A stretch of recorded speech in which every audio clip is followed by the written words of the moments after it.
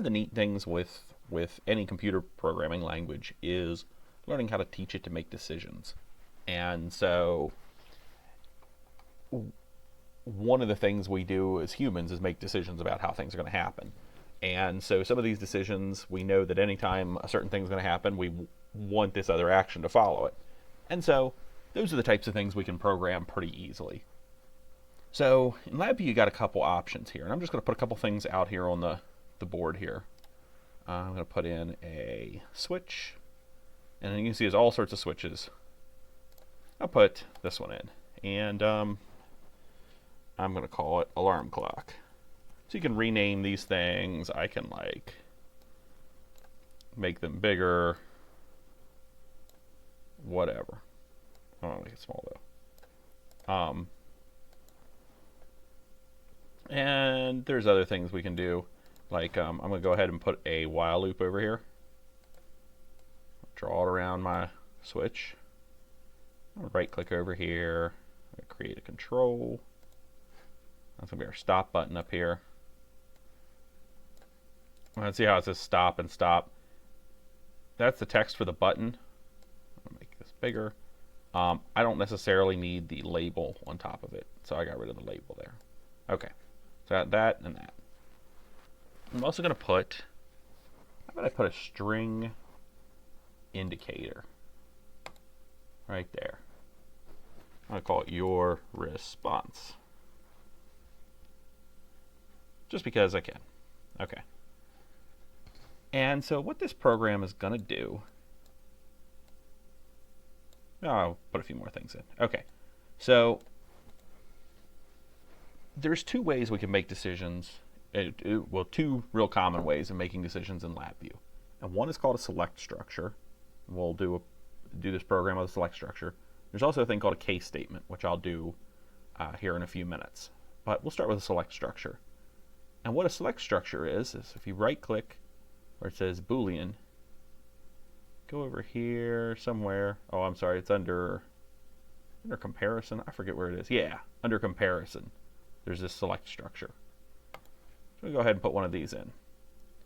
And what this does, if we highlight, if we kind of hover over it, I'll do Control H just to show you a little bit zoomed in. S is going to be a true or false signal. It's going to be a Boolean signal. And whatever comes in on that line is going to decide what response we output. And so if a true signal comes in on that line, whatever's on this T up here will go out to the output. If the switch is in the false position, we will take whatever's in the false position.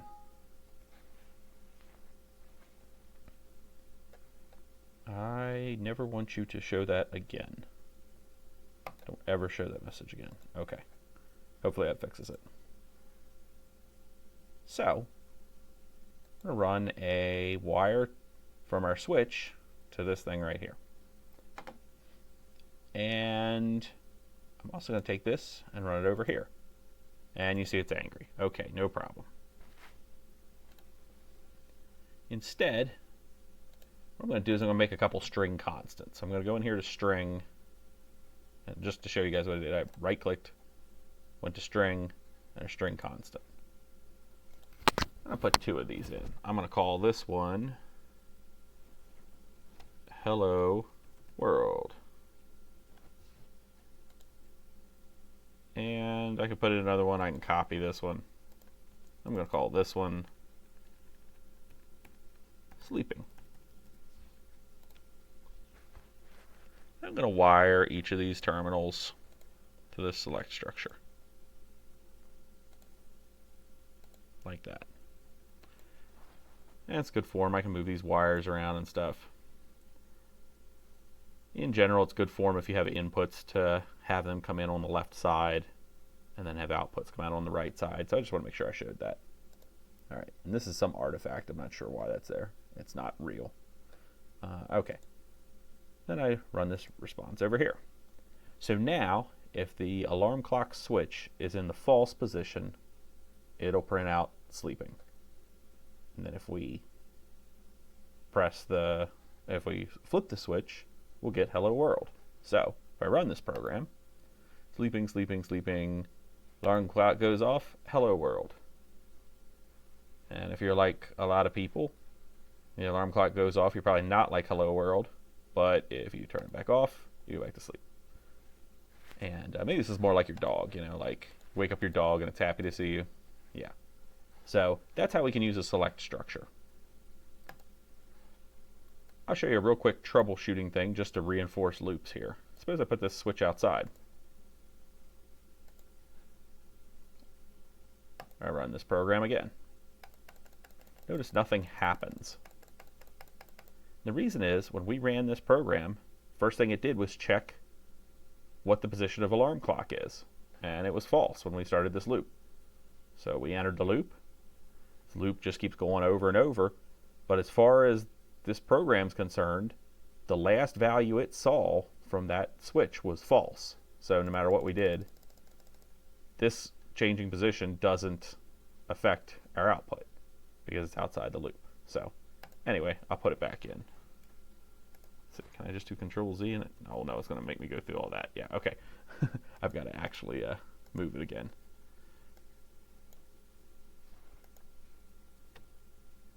Him. Okay, so that's what a select structure looks like.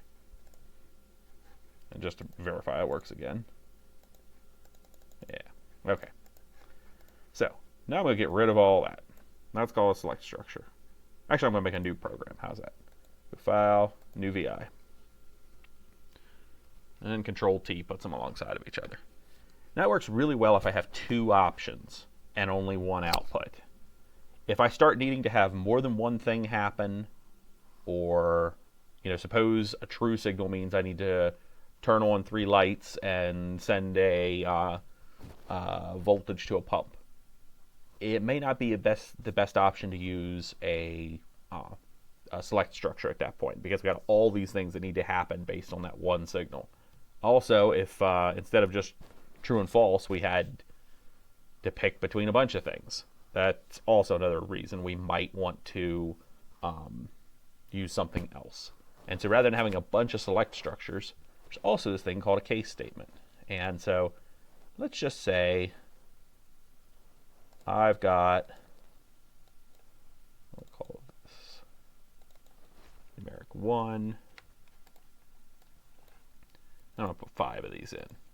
3, 4, 5. Okay. I should show you this too. I can do some neat things like that's pretty kind of sloppy.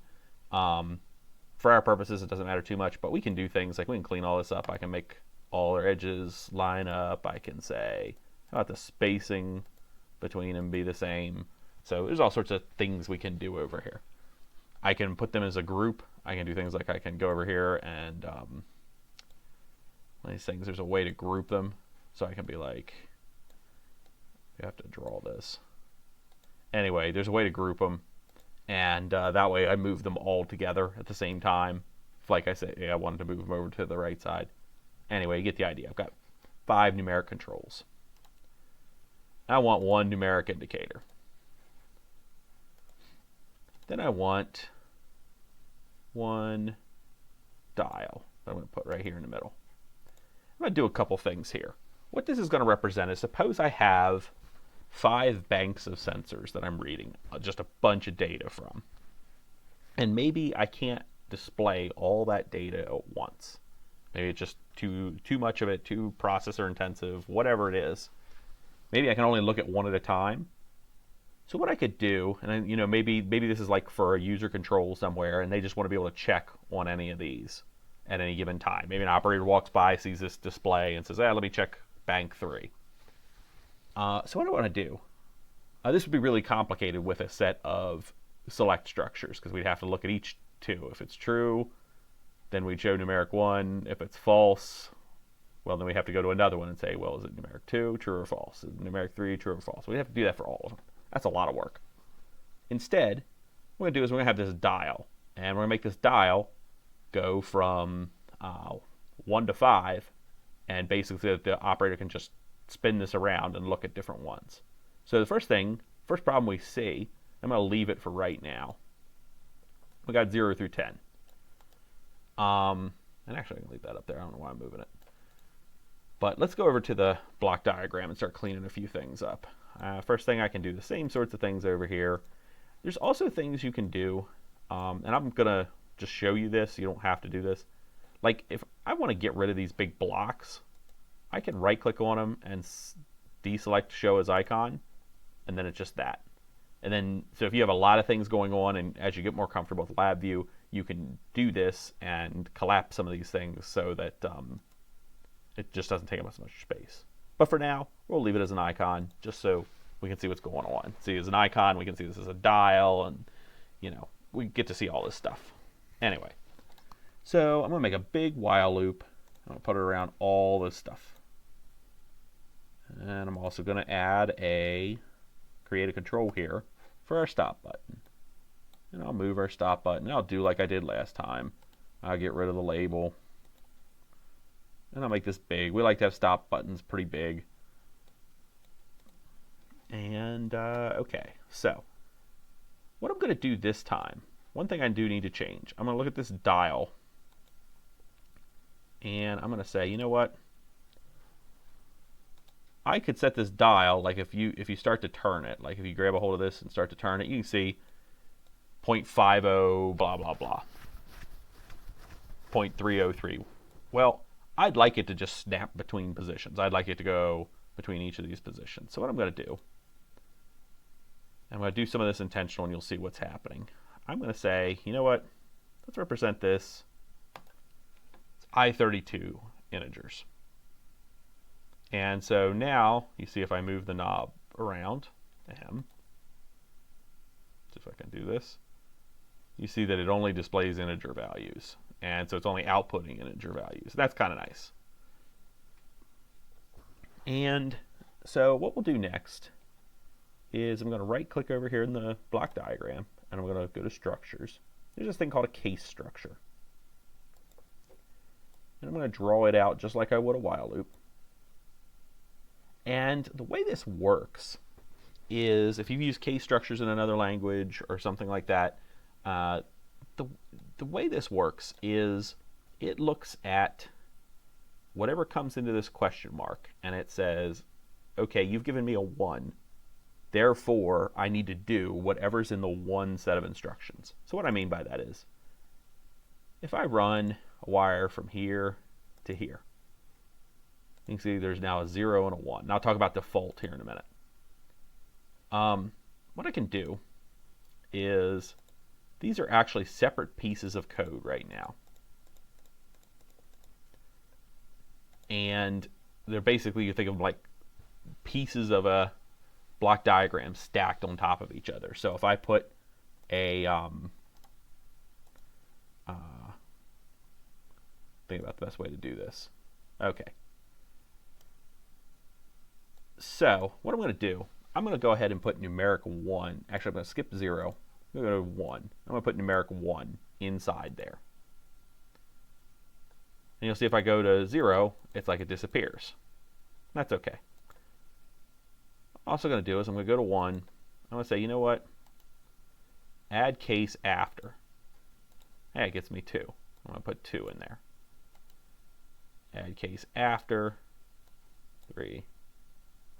Add case after 4.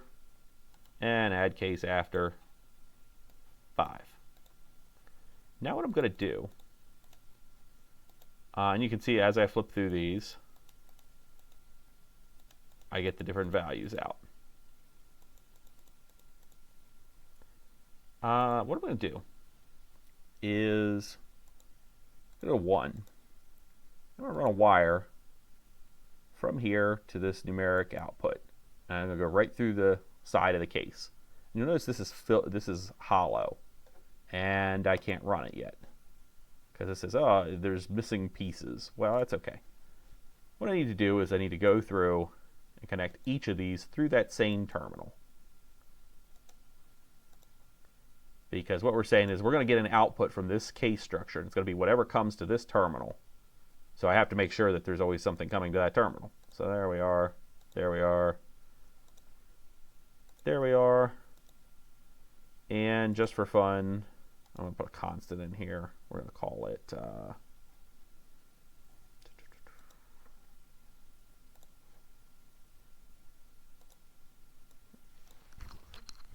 Let me put a one that actually matches. I'll put a double in here.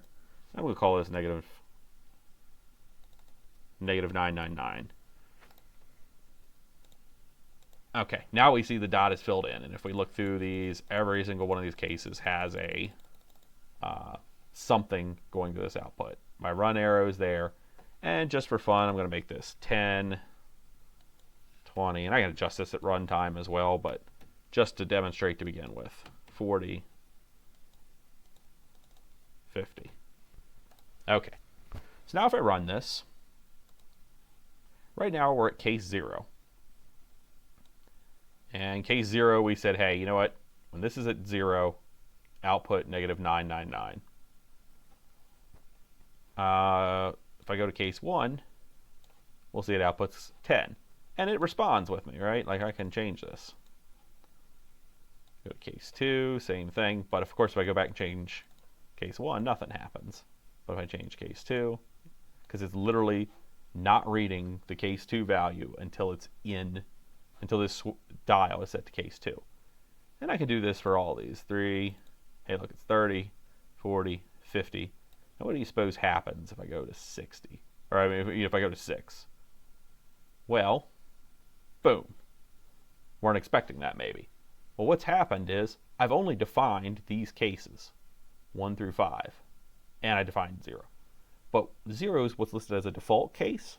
So it means if I can't find, if this program can't find the right case, it defaults to this one, so that there's always an output there. So that's what that is. So 7, 8, 9, 10.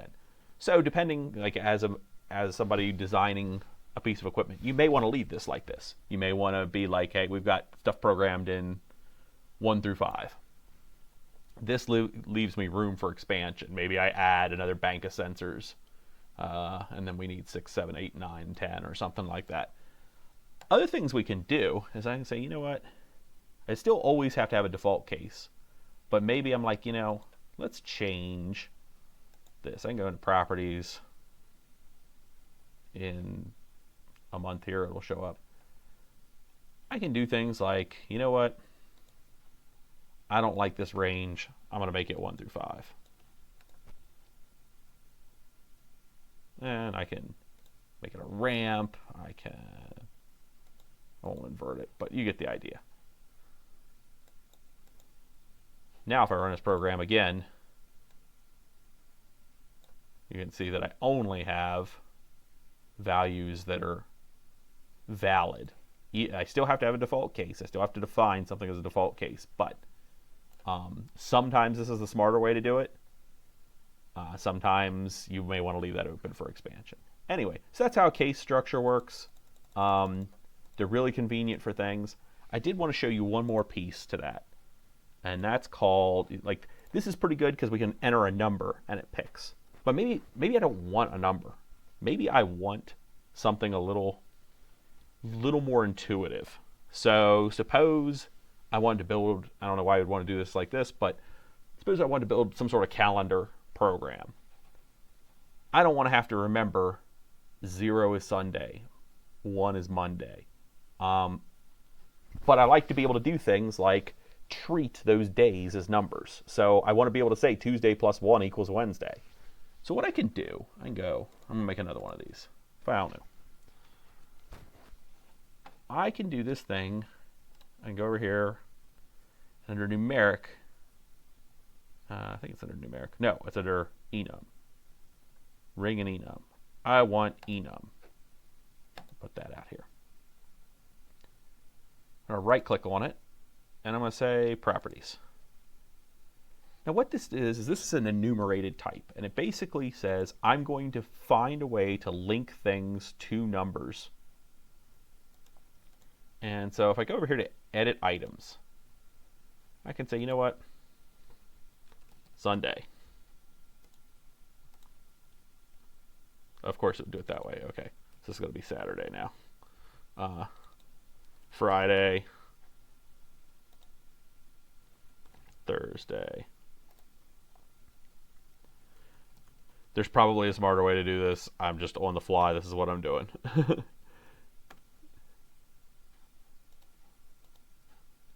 Monday.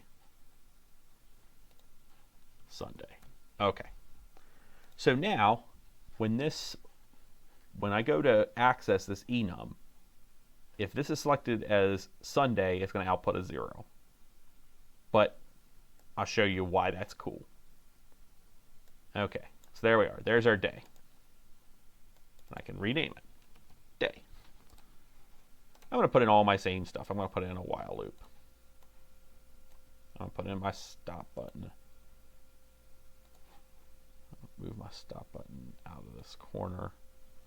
In general, for software, you like to have, especially stuff that's going to look like meant to look like a piece of equipment, the power button is often located in the lower, right, by convention, so that's why you would do that. I'm also going to go back over here to the block diagram. I'm going to put in a case structure. And I'm not going to do anything. I'm not going to fill in each of these, but I just wanted to show you what happens. If I take this enum and run it to the question mark, suddenly my cases all have names. And if I want to see all of them, I could add one after like we did before, or I can say add case for every value. Now if I look, there's all my days. I could have pop up whatever's going to pop up on there. And so that'll run. It's a really boring program right now. I'll also show you that I can do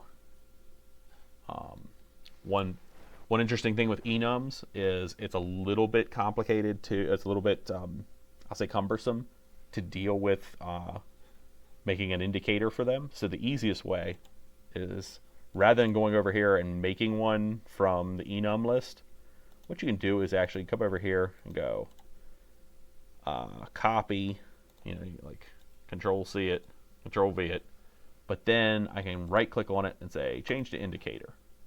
And what's actually happened is when you make an enum, you've defined a data type, and so I'm just making sure these data types match. And I'll call this next day. Well, what I can do is I can put a increment. This is a nice way to add just one to something. What I'm going to do is I'm going to say, what does our day plus 1 equal? And if it's Wednesday, tomorrow's Thursday. Today's Tuesday, tomorrow's Wednesday. And so you get the idea. So it's basically a way to take labels and treat them as a number. And that's really nice for documentation, because if we look back, this doesn't tell us as much to have 1s and 2s and 3s. I mean, if this was tracking days of the week, this would just be something, even though you could figure it out, it'd just be a little bit less intuitive. Whereas if I was writing something where I had to keep track of days of the week, where in my code it says, hey, on Wednesday, that's really straightforward and that's really easy to see. So I just wanted to show you that with case structures and enums. We'll be using some of these in the lab, so